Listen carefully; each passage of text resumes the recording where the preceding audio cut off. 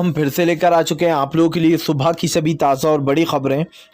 एक एक कर आपको सारी खबरों की जानकारी देंगे आज देश दुनिया में क्या कुछ हो रहा है। दरअसल दोस्तों, सबसे पहली जो बिग ब्रेकिंग न्यूज़ आ रही है, किसान नेता राकेश टिकैत का बड़ा ऐलान। बोले फिलहाल या तो सारे किसान बाहर आएंगे या फिर हम अंदर जाएंगे। जी हाँ, तानाशाह प्रधानमंत्री को पूरी तरीके से उखाड़ देंगे। इसके बारे में आपको विस्तार से बताएंगे। वहीं पर दोस्तों अगली बिग ब्रेकिंग में हम आपको बताएंगे। जी हाँ, दरअसल दोस्तों आपको बता दें, मोदी और ममता बनर्जी में फिर से ठनी। दरअसल दोस्तों शुभेंदु अधिकारी और उनके भाई के ऊपर एफआईआर दर्ज कर ली गई है। तब से जो है बीजेपी बिलबिला रही है। बताएंगे कि आखिर बीजेपी को इतना बुरा क्यों लग रहा है, इसके बारे में भी बताएंगे। वहीं पर दोस्तों अगली बिग ब्रेकिंग में हम आपको बताएंगे किसानों का बड़ा ऐलान। बोले फिलहाल उत्तराखंड और यूपी में हारने के लिए तैयार रहे बीजेपी। जी हाँ, किसी भी हालत में जीतने नहीं देंगे। इसके बारे में भी आपको विस्तार से बताएंगे। वहीं पर दोस्तों आपको बता दें, दरअसल यहां पर शुभेंदु अधिकारी बुरी तरीके से फंस गए। कई एफआईआर दर्ज कर ली गई। कल तक एक एफआईआर थी, लेकिन अब खबर आई रही है कि फिलहाल शुभेंदु अधिकारी के ऊपर 2 और एफआईआर दर्ज की गई हैं। दरअसल उन्होंने दोस्तों राहत सामग्री में जमकर घोटाला किया। इसके बारे में भी आपको विस्तार से बताएंगे। वहीं पर दोस्तों हेमा मालिनी के हवन पर मचा बवाल। जी हां, लोगों ने कहा फिलहाल ये भी बीजेपी की अंधभक्त और उसी रास्ते पर चल रही है। इसके बारे में भी आपको विस्तार से बताएंगे। वहीं पर दोस्तों अगली बिग ब्रेकिंग में हम आपको बताएंगे। जी हां, दरअसल दोस्तों आपको बता दें, हमास ने इजराइल को दी धमकी। बोले फिलहाल पूरी तरीके से बर्बाद कर देंगे अगर अब फिलिस्तीनियों के ऊपर हमला किया गया तो। इसके बारे में भी आपको विस्तार से बताएंगे। वहीं पर दोस्तों अगली बिग ब्रेकिंग में हम आपको बता दें दोस्तों, जी हां, बीजेपी नेता गिरफ्तार।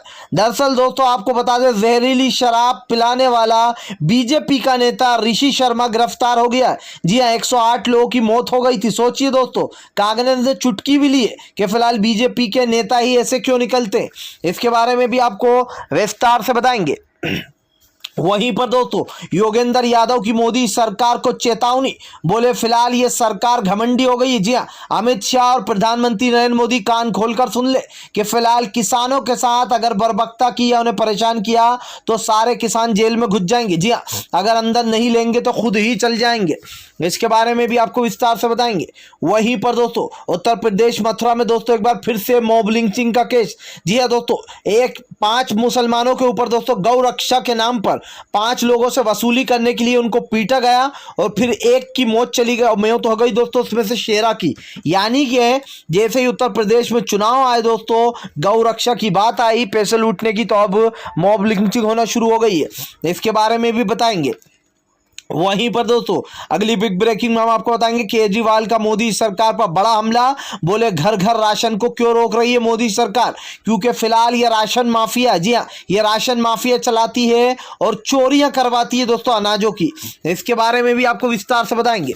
तो सारी खबरें दोस्तों एक एक कर देंगे। फिलहाल खैर चलिए बढ़ते हैं सबसे पहली और सबसे बड़ी खबर की ओर। असल दोस्तों आपको बता दें, किसान नेता राकेश टिकैत की मोदी सरकार को चेतावनी। बोले सरकार कितना भी जो यहाँ पर अत्याचार कर ले, लेकिन एक बात सुन ले, किसान या तो सब अंदर जाएंगे, सबके ऊपर धाराएं लगेंगी, या फिर सारे किसान बाहर आएंगे। राकेश टिकैत ने कहा कि इस बात को बिल्कुल सहन नहीं किया जाएगा कि किसानों के ऊपर झूठी धाराएं लगा दी जाएं और उनको अंदर रखा जाए। जबकि राकेश टिकैत का कहना है दोस्तों, देवेंद्र सिंह बबली ने माफी भी मांग ली है और उन्होंने अपने अपशब्दों के लिए माफी मांगी है, लेकिन उसके बाद भी हरियाणा पुलिस उन किसानों को नहीं छोड़ रही है। आखिर इसकी वजह क्या है? राकेश टिकैत ने कहा कि हम तो यहीं पर बैठे रहेंगे, यहीं पर धरना दे रहेंगे, अगर पुलिस नहीं मानी तो फिलहाल इसका अंजाम अच्छा नहीं होगा। राकेश टिकैत ने कहा कि सरकार सोच रही है वो किसानों के ऊपर झूठी धाराएं लगाकर उनको अंदर ही रखे। और दोस्तों ये बात सोचने वाली है कि प्रधानमंत्री नरेंद्र मोदी जिस तरीके से दोस्तों अपने नेतृत्व में काम कर रहे हैं और किसानों के ऊपर झूठी धाराएं लगाकर उनको अंदर डाला जा रहा है। हमने दोस्तों गाजीपुर बॉर्डर पर भी देखा, कई बॉर्डरों पर देखा, जब मोदी सरकार ने लोगों को किस तरीके से झूठे आरोपों में फंसाने की कोशिश की थी और उनके ऊपर ईडी की बैठक भी बिठा दी थी। जिसके बाद अब फिर से एक बार किसान नेता राकेश टिकैत ने कहा कि अगर सरकार नहीं मानी तो इसका अंजाम और इसका खामियाजा भुगतना पड़ेगा। फिलहाल खैर चलिए हम बढ़ते हैं दोस्तों एक और अगली बिग ब्रेकिंग की तरफ। बता दोस्तों अगली जो बड़ी खबर निकल कर आ रही, केजरीवाल का बड़ा हमला, बोले फिलहाल माफिया चलाती है। जी भारतीय जनता पार्टी दोस्तों आपको बता दें राशन माफिया चलाती है, गरीबों का राशन चुराकर बेचकर दोस्तों घर चलाती है। दरअसल दोस्तों ये प्रधानमंत्री नरेंद्र मोदी और अब केजरीवाल में ठन गई है, ये मामला रुकने का नाम नहीं ले रहा है। तो आप समझने की कोशिश कीजिए कि प्रधानमंत्री नरेंद्र मोदी इतनी अच्छी योजना पर रोक क्यों लगाए हुए। वो जानबूझकर केजरीवाल की इस रोक योजना पे दोस्तों रोक इसलिए लगाए क्योंकि बीजेपी जो है माफिया चलाती है। जी आपको बता दें पूरी तरीके से बीजेपी एक्सपोज हो गई है कि किस तरीके से राशन माफिया चल रहा है। आपको बता दें केजरीवाल का कहना है कि हमने इतनी अच्छी स्कीम लाए थे, घर घर राशन पहुंचाने वाले थे, लेकिन मोदी सरकार ने 2 दिन पहले रोक लगा दी और ये उन्होंने सोच समझ कर करा है। आपको बता दें दोस्तों लगातार जो यहाँ पर केजरीवाल मोदी सरकार पर हमला बोल रहा है। फिलहाल दोस्तों भारतीय जनता पार्टी के ऊपर यह सवाल उठना भी चाहिए कि आखिर घर घर राशन भेजने में परेशानी क्या है, प्रधानमंत्री नरेंद्र मोदी दोस्तों रोक क्यों लगा रहा है। इससे तो और उनकी छवि बिगड़ ही रही है। अगर वो सोच रहे हैं कि वो केजरीवाल का नाम दबा देंगे और ये बताएंगे कि फिलहाल देखो हमने तो नहीं करने दिया केजरीवाल को काम, ताकि अगली बार दोस्तों लोग सोचे कि केजरीवाल भी कुछ नहीं करते और उन्हें भी वोट ना मिले। बीजेपी की साजिश ये है, लेकिन केजरीवाल का साफ कहना है कि फिलहाल जिस तरीके से सरकार कर रही है इससे साफ दिखाई दे रहा है कि फिलहाल राशन माफिया चल रहा है फिलहाल। खैर चलिए हम बढ़ते हैं दोस्तों एक और अगली बिग ब्रेकिंग की तरफ। बता दोस्तों अगली जो बड़ी खबर निकल कर आ रही, किसानों का बड़ा ऐलान, बोले फिलहाल यूपी और उत्तराखंड में हारने के लिए तैयार हो जाए भारतीय जनता पार्टी। जी हाँ इस तरीके से कभी नहीं जीत पाएगी। दरअसल दोस्तों आप लोग बता दें किसान नेता योगेंद्र यादव ने बड़ा हमला बोलते हुए कहा है कि फिलहाल ये तानाशाह सरकार बन चुकी है। जी हाँ अमित शाह, गृह मंत्री अमित शाह और प्रधानमंत्री नरेंद्र मोदी जो भी फॉलो करने को ऑर्डर्स देते हैं, चाहे वो पुलिसकर्मी हो दोस्तों या फिर राज्य की सरकार है, राज्य की सरकारें वो फॉलो करती हैं वो ऑर्डर को। ऐसे में लेकर योगेंद्र यादव ने कहा कि प्रधानमंत्री नरेंद्र मोदी किसी गलतफहमी में ना जिए, वो इस गलतफहमी में बिल्कुल ना रहे कि किसान डर जाएगा और ना ही नरेंद्र मोदी ये समझे कि फिलहाल किसान डर कर यहां से उठकर चला जाएगा। आपको बता दोस्तों योगेंद्र यादव ने साफ कर दिया कि प्रधानमंत्री नरेंद्र मोदी को अपनी बात से हटना ही पड़ेगा। उनको ये तीनों काले कानून वापस लेना होंगे और अगर तीनों काले कानून वापस नहीं होंगे तो किसान का आंदोलन भी इसका मतलब खत्म नहीं होने वाला है। आपको बताया दोस्तों लगातार जो यहाँ पर गुस्सा फूटता चला जा रहा है। जी हाँ इससे साफ दिखाई दे रहा है दोस्तों कि फिलहाल जिस तरीके से भारतीय जनता पार्टी के लोग दोस्तों सामने आ रहा है उसको लेकर अब बीजेपी के खिलाफ साफ साफ खड़े हो गए किसानों ने साफ कर दिया कि जब तक सारे किसान को रिहा नहीं तब तक सरकार को ना चैन लेने देंगे ना ही दोस्तों पुलिस वालों को फिलहाल। खैर चलिए हम बढ़ते हैं दोस्तों एक ही और अगली बिग ब्रेकिंग की तरफ। बता दोस्तों शुभेंदु अधिकारी निकला राशन चोर, इसका भाई भी आया रडार में। दरअसल दोस्तों आपको बता दें शुभेंदु अधिकारी के ऊपर कई एफआईआर दर्ज होने की बात चल रही है। जी आपको बता दोस्तों अभी हाल फिलहाल में एक एफआईआर दर्ज हो गई है जिसके चलते शुभेंदु अधिकारी को लोगों ने घेर लिया। दरअसल नगर इनके इस पर शुभेंदु अधिकारी पर और दोस्तों इसके भाई पर नगर पालिका का राशन सामग्री चुराने का आरोप लगा है। आपको बता दोस्तों लगातार जो यहाँ पर राशन की खेर बदल चल रही है, घपलेबाजी चल रही है, जिसको लेकर ममता बनर्जी ने अब योगी आड़े हाथ ले लिया शुभेंदु अधिकारी को। आपको बता दोस्तों जो भारतीय जनता पार्टी बड़े बड़े दावे करती है, अपनी असलियत छुपाने की कोशिश करती है, दूसरों को दोस्तों करप्ट बताती है और खुद को बिल्कुल सही। अब सोचिए इनके बीजेपी के नेता किस तरीके से राशन में घपलेबाजियां कर रहे हैं। ममता बनर्जी ने कहा एक एक चोर को ढूंढ कर निकालेंगे, एक एक चोर को ढूंढ कर निकाल कर उनको सजा देंगे। आपको बता दोस्तों बुरी तरीके से फंस गया है शुभेंदु अधिकारी। जिस तरीके से राशन में घपलागिरी चल रही है दोस्तों और राशन का करोड़ों रुपए का माल इधर से उधर हुआ है, इसको लेकर दोस्तों शुभेंदु अधिकारी और उसका भाई दोनों के ऊपर अब ममता बनर्जी जमकर बरसी है। जी हाँ फिलहाल खैर चलिए हम बढ़ते हैं दोस्तों एक और अगली बिग ब्रेकिंग की तरफ। बता दोस्तों अगली जो बड़ी खबर निकल कर आ रही, यूपी में फिर से दोस्तों एक बार खूनी खेल चालू। जी हाँ दोस्तों उत्तर प्रदेश में 5 मुस्लिमों को बुरी तरीके से पीटा गया, जिसमें से दोस्तों एक की मौत हो गई जिसका नाम शेर है। दरअसल दोस्तों इन दिनों भारतीय जनता पार्टी ने दोस्तों अपना एक नया एजेंडा चालू कर दिया। अब वोटिंग आने वाली है दोस्तों बिहार में, ऐसे में अब मुसलमानों पर अत्याचार करना शुरू कर दिया है। एक तरफ किसानों पर अत्याचार हो रहा है, दूसरी तरफ मुसलमानों पर। दरअसल दोस्तों गौ हत्या के नाम पर इस बार ही 106 झूठे केस पाए गए। जिन लोगों के ऊपर गौ हत्या के नाम पर झूठे केस दर्ज किए गए थे और योगी को इलाहाबाद हाईकोर्ट ने फटकार भी लगाई थी कि बिना सोचे समझे किसी पर भी गौ हत्या का आरोप लगा देते हो आप लोग बिना किसी वजह के। अब दोस्तों आपको बता दें मामला है गौ हत्या का। बताया जा रहा है दोस्तों, आपको बता दें मनोज सिंह नाम के व्यक्ति ने 5 लोगों को दोस्तों जो है यहाँ पर बंदी बनाया, उनको जमकर पीटा गया दोस्तों। 4 लोग बच गए लेकिन उसमें से एक इंसान की मौत हो गई जिसका नाम शेरा था, यानी कि बेसिकली मॉब लिंचिंग कर दी गई। इसके बाद दोस्तों आपको बता दें अब जो यहाँ पर क्विंट ने छापा है कि फिलहाल दरअसल ये मामला गौ हत्या का है ही नहीं, ये मामला दोस्तों पैसा वसूली का। जी हाँ दोस्तों, किस तरीके से जो गौरक्षक के जो एक तरीके से दोस्तों रक्षक बनते गौ माता के, आज वही लोग कैसे तस्करी कर रहे हैं। आपको बता दें मनोज सिंह नाम के इस व्यक्ति ने कहा कि इससे पहले नौशाद को पकड़ा गया था दोस्तों जिसने इसकी पोल खोली। शाकिर ने कहा कि दरअसल शाकिर तो बच गया था दोस्तों अगली बार शाकिर पर हमला हुआ था, लेकिन अब की बार 5 और लोगों पर हो गया जिसमें से एक की मौत हो गई, जैसे कि मैंने आपको बताया शेरा की। लेकिन जिसको पहले पकड़ा था दोस्तों शाकिर को और जिसको पीटा गया था, जो बाल बच गई थी जिसकी जान, शाकिर ने कहा जैसे ही मैं गाड़ी से उतरा तो इन लोगों ने मुझे मनोज सिंह नाम के व्यक्ति ने मारना शुरू कर दिया। इनके साथ 8-10 लोग और थे और इन लोगों ने पीट कर कहा कि हमें पैसा चाहिए, 50,000 दे और यहां से चला जा, हम तुझे जाने देंगे। और यही नहीं, तुझे हर महीने हमें 25,000 भी देना होगा। सोचिए दोस्तों बीजेपी के लोग किस तरीके से तस्करियां कर रहे हैं, गौ माता के नाम पर लोगों को पीट रहे हैं, मुसलमानों के ऊपर अत्याचार कर रहे हैं दोस्तों। अब जिस तरीके से मॉब लिंचिंग में शेरा की मौत का हुई है, हालांकि दोस्तों उसके बाद पुलिस हरकत में आई और उन 4 लोगों को गिरफ्तार भी कर लिया गया जिनके ऊपर FIR दर्ज हो गई है। लेकिन मेरा मानना यह है दोस्तों कि आज जिस तरीके से उत्तर प्रदेश में लगातार इस तरीके की घटनाएं बढ़ रही हैं, मॉब लिंचिंग हो रही है दोस्तों, मुसलमानों को पीटा जा रहा है, गौ माता के नाम पर झूठे केस दर्ज किए जा रहे हैं। आप खुद सोचिए दोस्तों, उत्तर प्रदेश का एक ऐसा निकम्मा CM जिसको जनता ने CM बना दिया, वो कुर्सी पर बैठने लायक ही नहीं था और ये साफ दिखाई दे रहा है फिलहाल। खैर चलिए हम बढ़ते हैं दोस्तों एक और अगली बिग ब्रेकिंग की तरफ। बता दोस्तों अगली जो बड़ी खबर निकल के आ रही है, आपको बता दरअसल दोस्तों भिड़ गए आपस में। जी हाँ, राहुल गांधी और मोदी सरकार। राहुल गांधी का मोदी सरकार पर बड़ा हमला, बोले फिलहाल केंद्र सरकार पूरी तरीके से विफल हो गई है। जी हाँ, और मोदी जी को अब अपनी हार मान लेना चाहिए। दरअसल दोस्तों आपको बता दें एक बार फिर से भारतीय जनता पार्टी पर कांग्रेस ने अपना मोर्चा खोल दिया। राहुल गांधी का कहना है कि फिलहाल नरेंद्र मोदी के राज में अंधेर नगरी चौपट राजा बन चुका है ये देश।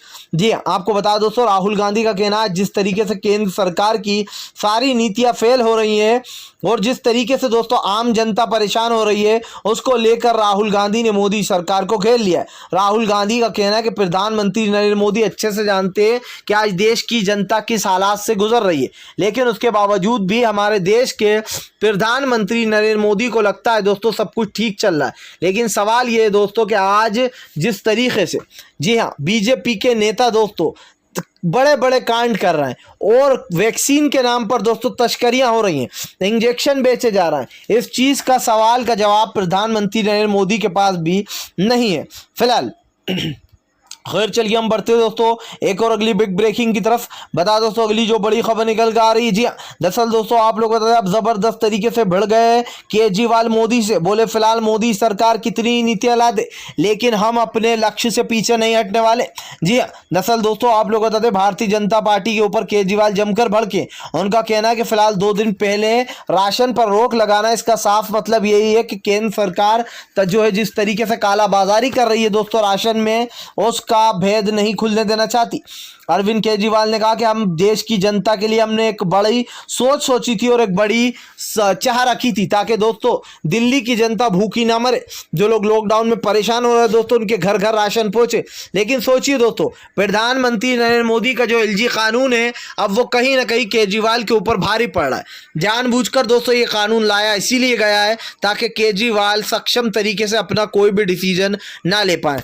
और इसीलिए दोस्तों, इसीलिए जो है यहाँ पर इतना हंगामा हुआ था इस चीज को लेकर। और आपने भी देखा था दोस्तों किस तरीके से इस बात को लेकर प्रधानमंत्री नरेंद्र मोदी और केजरीवाल जमकर भिड़ गए थे एलजी कानून को लेकर। और अब दिखाई दे रहा है दोस्तों कि बीजेपी की सरकार किस तरीके से केजरीवाल की बनी बनाई सरकार को गिराने की कोशिश कर रही है फिलहाल।